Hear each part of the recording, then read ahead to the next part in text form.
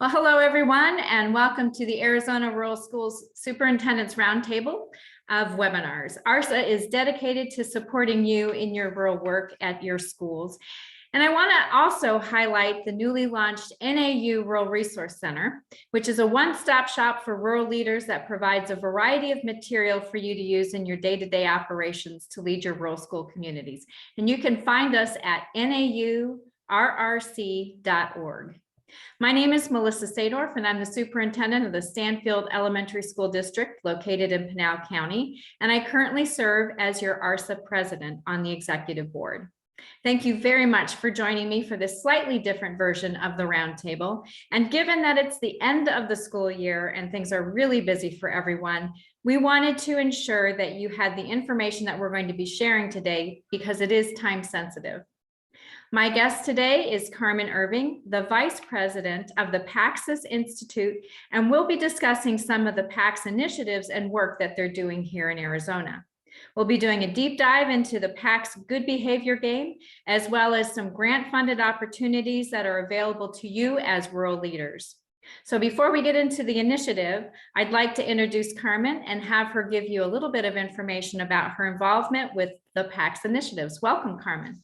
Thank you so much for having me, Dr. Sadorf. Good afternoon, everyone. My name is Carmen Irving. I'm Vice President of PAX Institute, which is actually an Arizona-based company.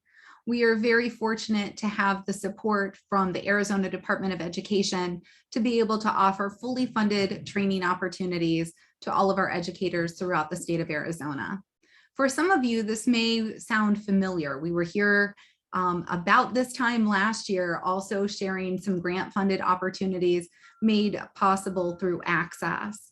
Based on the success and reach we had with the PAX Good Behavior Game initial teacher training, along with some additional professional development, the Arizona Department of Education, using their ESSER funds, have extended the grant for another 2 cycles. So I'm joining you today to give you those PAX Good Behavior Game highlights and tell you more about how you can get involved in the initiative.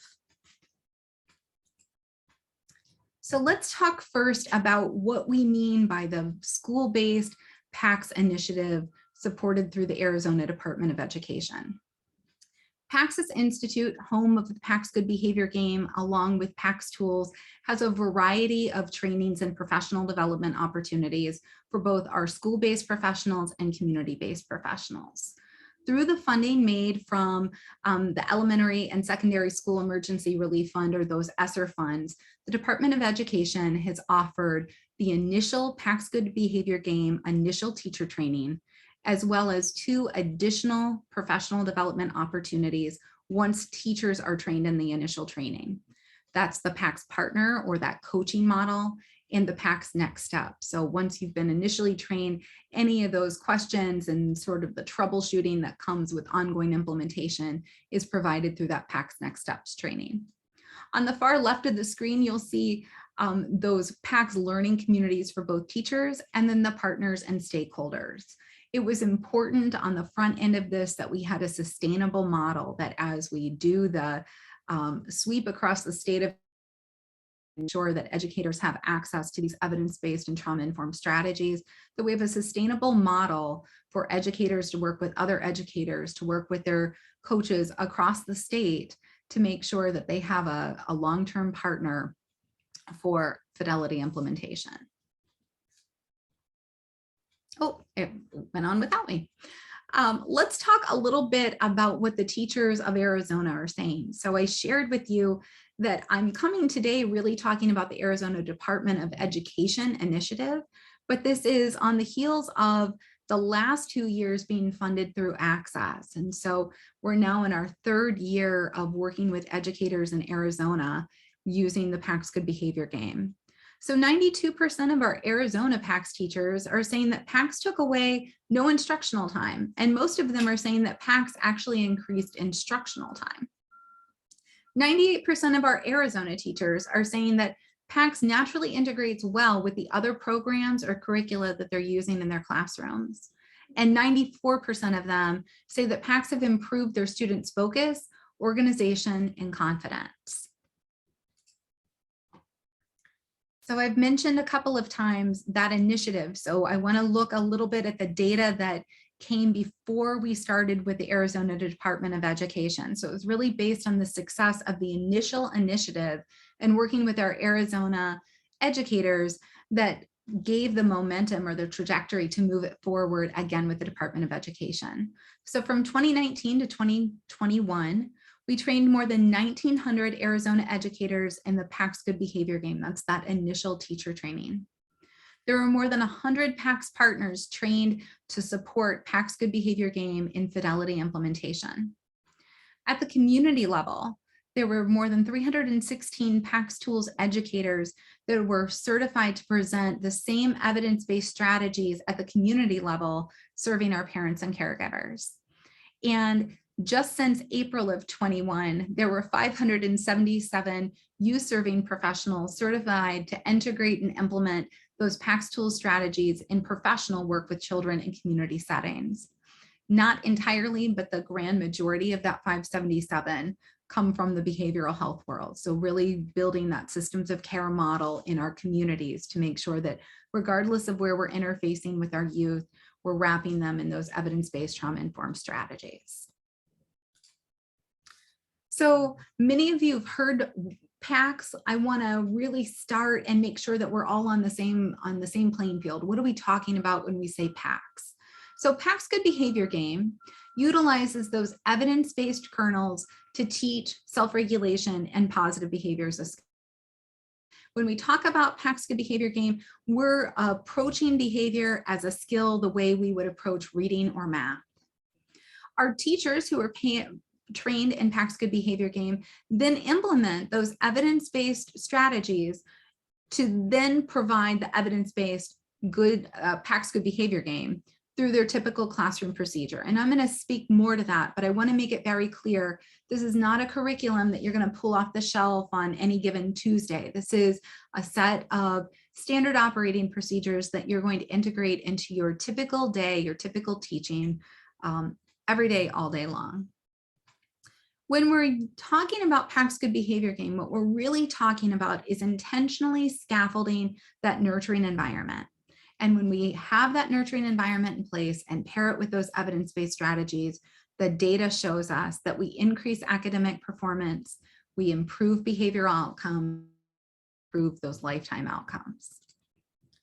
So speaking to that, let's talk more about that. So I've said several times, PAX Good Behavior Game is an evidence-based program made up of evidence-based strategies. In our evidence base, we've broken that out into those immediate benefits, those mid-range benefits, and those long-term benefits. And I want you to note as we work through this, that we're not just talking about our students, but we're also talking about our teachers. So immediately, when you begin to implement PAX Good Behavior Game, you're going to see an immediate decrease in problematic and disruptive behavior. Conversely, you're going to see an increase in that focused attention and time on task, an increase in the pro-social and cooperative behaviors of our students, and for you, that increased teaching and learning time. In the mid-range benefits, you're going to see improved reading levels for elementary students, increased standardized test scores in both mathematics and reading, decreased teacher depression and workplace stress, and reduced school violence and suspension.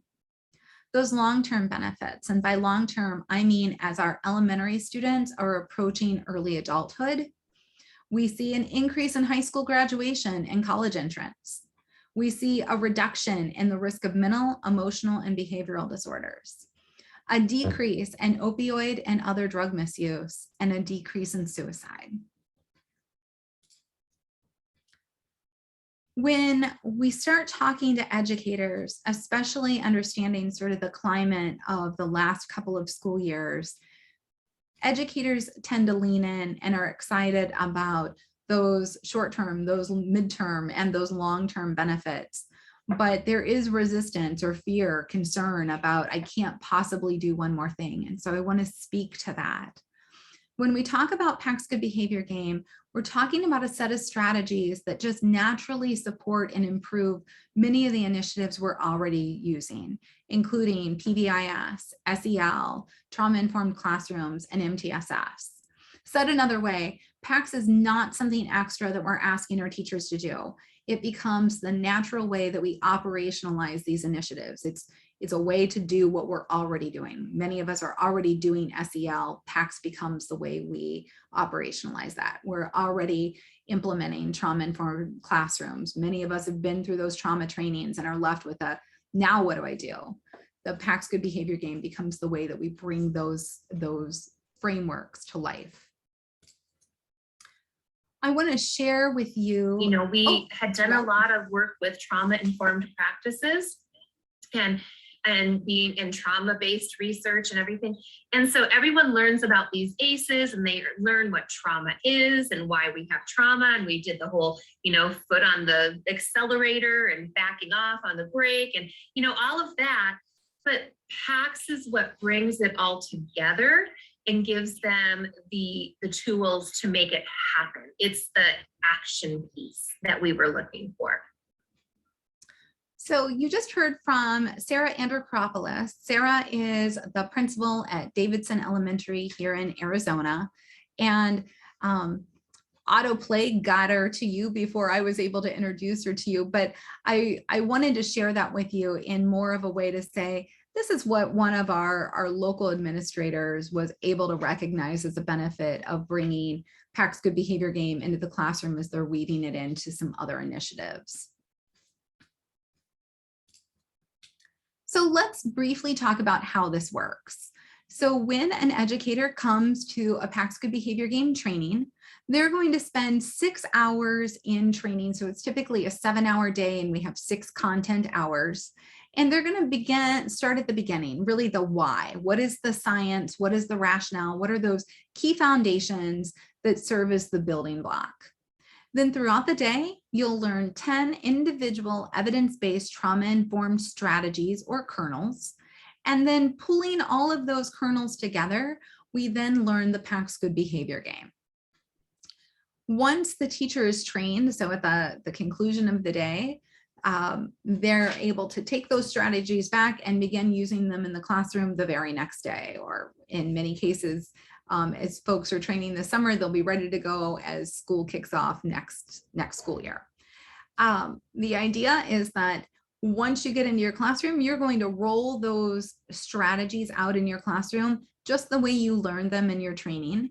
And over a course of several weeks, you'll be up and running playing the full PAX Good Behavior Game. When we talk about doing PAX, we want to make sure, and I touched on that earlier, that we have those learning communities or those natural supports in place so that as you have questions or you don't exactly remember what was said in training or you've hit a roadblock, that we make sure that we've really protected this investment and your time and make sure that we have the resources and support you need to be successful. When you come to PAX Good Behavior Game training, you have everything you need. So through the grant made possible from Arizona Department of Education, they've provided your training seat along with everything you need to implement. So you'll receive your PAX Good Behavior Game manual, access to the website, access to the app, your kit, which is that blue canvas bag there on the right, and then that center tile says PAX Chat. So in addition to the Arizona learning communities, you have access to the national learning communities, which we call PAX Chats. Just a reminder, we started here, but I wanna make sure that we're all clear on what's being offered. So through the Arizona Department of Education, we start with the initial teacher training, that PAX Good Behavior. The PAX Good Behavior Game is representative of the data I shared with you a little earlier. Once you're trained in the initial teacher training, you're eligible to also participate in the fully funded PAX partner training, which is the coaching model. Those folks who already have a position to support other educators in the implementation of evidence-based curricular or practices within your district. PAX Next Steps training are for those educators who've been trained in PAX Good Behavior Game and they want a refresher, or as they began implementing school closed or the initiative didn't get off the ground and so they want to reboot, or as they started working on it, they want to refresh, they want to get some of their questions answered. So that's really intended for those folks who've already been trained and just want a refresher. There's nothing precluding you from going through both of those trainings this summer. So we want to make sure that our educators feel ready to go, bringing the PAX Good Behavior game to the next school year. You'll also see some promotion around those learning communities. So as we've had so much exposure here in Arizona to the initial training, we want to make sure that educators who've been trained are connecting with other educators across the state to help support and troubleshoot with one another. So next steps. So all of the PAX's trainings are offered virtually. So you'll be in a virtual training room with a live trainer. I shared with you that the content is about 6 hours. We typically do that over a 7-hour day so that you can be in your yoga pants, but still get up and take breaks and walk away from the computer. We have a variety of offerings, whether that's on Saturday, multiple sessions, or in one sitting, in order to make sure that we meet the needs of all of our community members. Let's talk about next steps. So as you're interested in signing up for training, whether that's as an individual teacher or a district, maybe a grade level within a school, the next step is to go to the PAX Arizona website. And so that's right under that visit. Let's head to paxis.org, PAX Arizona. You'll find a whole host of links that allow you to sign up for individual training. As an administrator or maybe a lead within the district, you're saying, you know what, we'd really like to get our team trained or a group of us trained, and none of those dates work. Please reach out to that PAX Arizona at paxis.org and let us know that. So we have the flexibility to accommodate any date or time that best serves your needs. You're welcome to follow us on Facebook at Paxis Institute. Again, you'll see what's happening in the state of Arizona, as well as some of our other sites across the nation. And I've listed our references there. Dr. Sadorf, I want to hand it back over to you and ask if there's anything I missed or that you're hoping I'll continue to share. No, I think that we hit all of the highlights that they need to know. And if none of those trainings that are on the website work, I think it's really important to point out that you can schedule something that works for your district and your leaders and teachers so that they have the opportunity to get the training that they need, and reach out to the paxis.org email to schedule that. So I appreciate the time that you spent with giving us this information day. A lot of great information for teachers and leaders to consider. Thank you so much, Dr. Sadorf. We appreciate your support, and thank you so much for giving us this opportunity in the platform. Well, appreciate the time that you spent. And for our members, this recording will be made available on the ARSA website, and it will also be available on the NAU Rural Resource Center site within the next few days, along with any of the other information that we covered. If we can get the PowerPoint so that we're able to share that, you have that information as well so that you can get those questions answered. And be sure to reach out to Carmen if you have specific questions that she can help you follow up on. Thank you again for joining me. Enjoy the rest of your school year and the start of the summer. Have a great day. Thank you.